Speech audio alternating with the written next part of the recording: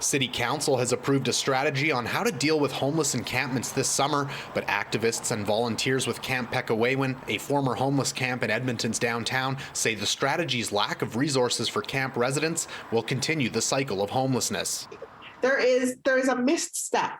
There is a missed part of this that is centered around compassion and care. Shima Robinson volunteered with Camp Pekawewin last summer. She says the city's encampment strategy, which seeks to connect individuals with housing options while closing the camps down as quickly as possible, criminalizes Edmonton's homeless.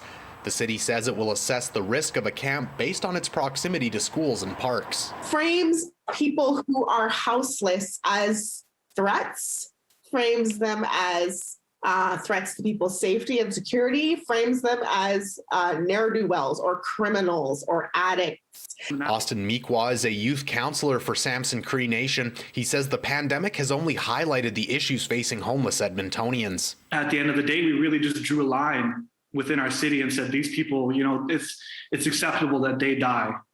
It's getting worse, and it's going to continue to get worse until the leaders in City Hall start to listen to the voices in the community, And that's not even just saying to me like, oh yeah, you need to listen to me and Shima. It's the voices on the streets. Meekwa explains that dumping money into nonprofits doesn't solve the long-term issues with homelessness.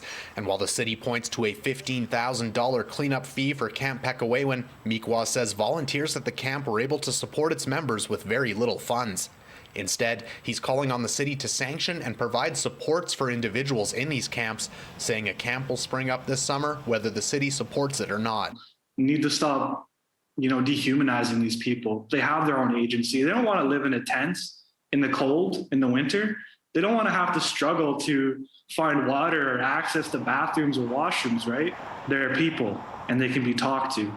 And sure, they make bad decisions, but they're not bad people. In Edmonton, Darcy Robchan, City News.